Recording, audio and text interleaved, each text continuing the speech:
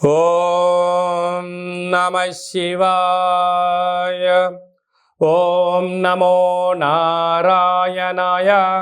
ఓం శ్రీ స్వర్ణాకర్షణ కాల భైరవాయ నమో నమః. ఓం శ్రీ నరదృష్టి నివారణ కాల భైరవాయ నమో నమః. ఓం గణానాం త్వా గణపతిగుం అవామహే కవిం కవేనాపవస్త్రవస్తవం జ్యేష్ఠరాజం బ్రహ్మణాం బ్రహ్మణస్వత ఆన శృణ్వన్నోతభిస్సీదసాదనగం శ్రీమహాగణాధిపతయే నమః. ఓం ఆదిత్యాయ సోమాయ మంగళాయ బుధాయ చ గురుశుక్రశనిభ్యశ్చ రాహవే కేతవే నమో నమః. హరి ఓం. మా ఛానల్కి స్వాగతం. చూస్తున్న వీక్షకులకు ప్రేక్షకులకు ప్రియ కాలభైరవ భగవద్బంధులకి స్వాగతం పలుకుతూ మమ్మల్ని ఎంతగానో ఆదరిస్తూ ఉండబడినటువంటి ప్రియ సోదరి మనులకు అందరికీ, సనాతన ధర్మ సంరక్షకులకు అందరికీ కూడా నూతన తెలుగు ఉగాది పండగ శుభాకాంక్షలు.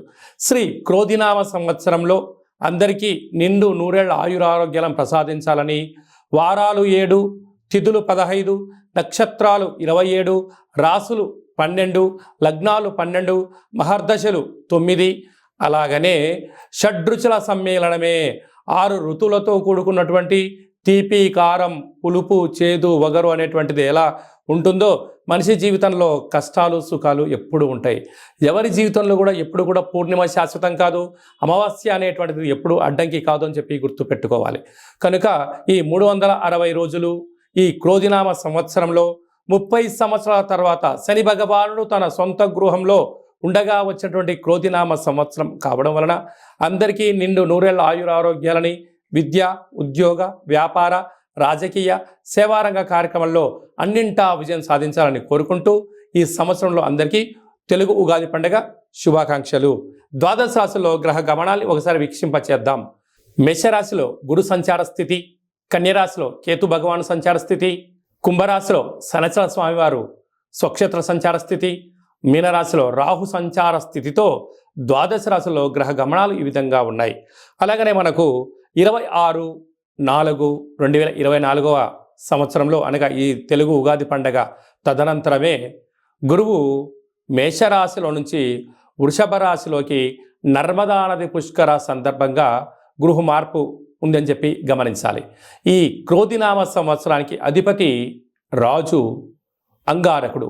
ఎందుకనగా ఈ సంవత్సరము మనకు తెలుగు ఉగాది పండగ మంగళవారం రోజు అవ్వడం వలన, మంగళవారానికి అధిపతి కుజ భగవానుడు అవ్వడం వల్ల ఈ సంవత్సరానికి రాజు కుజుడు అవ్వడం వలన నిత్యము అనేక మంది క్రోధము, ఆవేశము అనేటువంటి పరిస్థితుల్లో ఉండడము, ఎర్రటి నేలలు, ఎర్రటి పంటలు బాగా పండడము, అద్భుతమైనటువంటి కందులు, మిరప, ఎర్రటి నేలలు, సంపూర్ణమైనటువంటి ఆహార ధాన్యాల ఉత్పత్తులు చాలా అద్భుతంగా ఉంటాయని చెప్పి కూడా గమనించగలగాలి.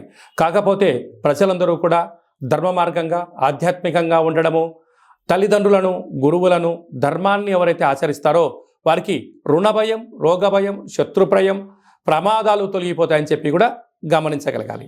అలాగనే ఈ సంవత్సరము మంత్రివర్యులు శని భగవానుడు అవ్వడం వలన ఆ శని భగవానుడు ప్రస్తుత కాలమాన ప్రకారంగా కుంభరాశిలో సంచారము చేయడం వలన ధర్మ మార్గంగా ఎవరైతే ఉంటారో వారికి చాలా మంచి కాలము అని చెప్పి గమనించగలగాలి.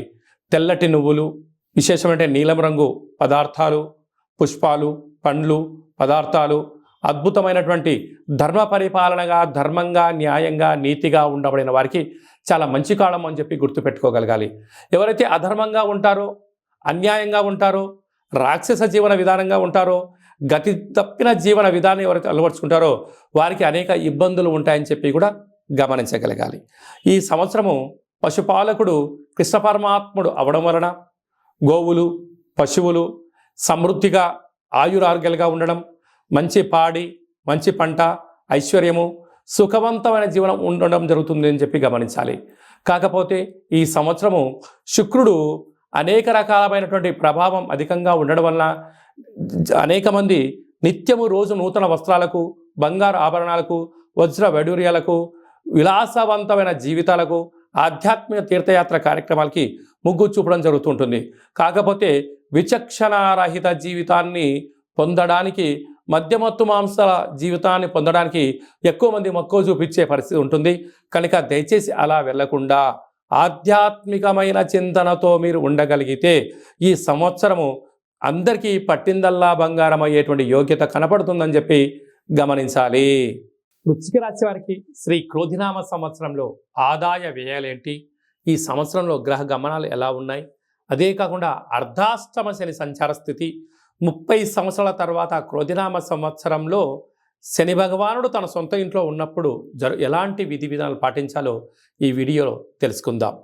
వృశ్చిక రాశిలో ఏ నక్షత్రాలు వస్తానగా విశాఖ నక్షత్రంలోని చివరి పదం 4వ పాదము, అనురాధ నక్షత్రంలోని 4 పాదాలు, జ్యేష్ఠ నక్షత్రంలో 4 పాదాలు కలిపితే వృశ్చిక రాశి.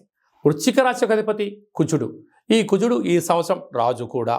అలాగనే సస్యాధిపతి నీరసాధిపతి కూడా కుజ భగవానుడు అవ్వడం వలన కష్టే ఫలి, కష్టపడి పనిచేసేటువంటి వారికి చాలా మంచి కాలము అని చెప్పి గమనించాలి. ఒకసారి ఆదాయ వ్యయాన్ని మనం గమనించినట్లయితే ఆదాయం 8, వ్యయం 14. అంటే 8 రూపాయలు మీరు సంపాదిస్తే 14 రూపాయలు ఖర్చు పెట్టబోతున్నారు అంటే -6 రూపాయలు. కనుక ఖర్చులు అధికంగా ఉన్నాయి. ఖర్చులు నియంత్రణ అవసరం. దుబారా ఖర్చులు ఆపుకోగలగాలి. మద్య మత్తు మాంసాలకు దూరంగా ఉండగలగాలి. ధర్మబద్ధమైన ఆధ్యాత్మికబద్ధమైనటువంటి జీవన విధానాన్ని ఏర్పరచుకోగలిగితే మీకు మంచి కాలము అని చెప్పి జ్యోతిర్విజ్ఞానం తెలియచేస్తుంది. రాజ్యపూజ్యం 4, అవమానం 5. కనుక దయచేసి మీరు ఎవరికి పడితే వాళ్ళకి సలహాలు ఇవ్వద్దు. కొడుకు కదా, కూతురు కదా, కోడలు కదా, బంధువు కదా, మిత్రుడు కదా అని చెప్పి నా వాళ్ళని మీరు అనుకుంటున్నారు, కానీ వాళ్ళు అనుకోవట్లేదు అని చెప్పి మీరు గుర్తు పెట్టుకోగలగాలి. సలహాలు సూచనలు ఇవ్వడం మానుకోండి. మౌనంగా ఉన్నంత వరకు మీ యొక్క విలువ పెరుగుతుందని చెప్పి గమనించగలగాలి. అలాగా విశాఖ నక్షత్ర జాతకులకు డిసెంబర్ నుండి ఉగాది పండగ వరకు చివరి సున్నా అవడం వలన మానసికమైన వ్యధ, ప్రమాదాలు పొంచి ఉన్నాయి. ఆరోగ్యం కుంగిపోయే పరిస్థితి ఉంటుంది. తస్మాత్ జాగ్రత్త. అలాగా జ్యేష్ఠ నక్షత్ర జాతకులకు మధ్య సున్నా కారణం వలన, అనగా ఆగస్టు నుండి డిసెంబర్ వరకు మధ్య సున్నా కారణం వలన మనోవేదన. ఏ పని చేయాలి, ఏ పని చేయకూడదు, చేస్తే ఏమవుతుంది, చేయకపోతే ఏమవుతుందని నిత్యము అంతర్మదనం జరిగే పరిస్థితి చాలా అధికంగా ఉండబోతుంది. అదే కాకుండా ఈ రాజు సస్యాధిపతి నీరసాధిపతి అవడం వలన ఎర్రటి పొలాలు, ఎర్రటి పంటలు అనగా మిరప, కంది పంటలు అనుకూలించడం, అలాగా తెలుపు ధాన్యమైనటువంటి పత్తి, వడ్లు, జొన్నలు, తెల్లటి నువ్వులతో కూడుకున్నటువంటి పదార్థాలు మంచి పంటలు పండడం, వ్యవసాయ సోదరీమణులకు, గృహ భవన నిర్మాణ సేవారంగ కార్మికులకు, కాంట్రాక్టర్లకు, వెల్డింగ్లకు, స్వయం వృత్తులు చేసే వారందరికీ చాలా మంచి కాలమే ఉంది. కాకపోతే ఓపిక, పట్టుదల, సహనం, ధర్మంగా మీరు ఉండగలిగినట్లయితే మీ స్థిరచరాస్తులు పోగొట్టుకోకుండా రాబోయే కాలంలో సంపాదించడానికి అవకాశం ఉంటుంది. ఈ ధర్మాన్ని తప్పినా, అధర్మానికి నాంది పలికినా, వ్యసనాలకు గురి అయినా, అనవసర ఖర్చులకు వెళ్ళినా, హంగులకు ఆర్భాటాలకు వెళ్ళినా ఏమవుతుంది, చివరికి అప్పుల పాలయ్యే పరిస్థితి ఉంటుంది. కనుక స్వర్ణాకర్షణ కాళభైరవ స్వామి యొక్క స్మరణ, కాళభైరవ స్వామి యొక్క కూష్మాండ దీపము, ఇంట్లో ఆనంద దీపము, ఇంటి బయట స్వర్ణాకర్షణ కాళభైరవ స్వామికి ముగ్గు పెట్టగలిగినట్లయితే మీకు సకల దరిద్రాలు తొలగిపోయి ఐశ్వర్యం, ఆనందం మీ సొంతం అవుతుందని చెప్పి గమనించాలి.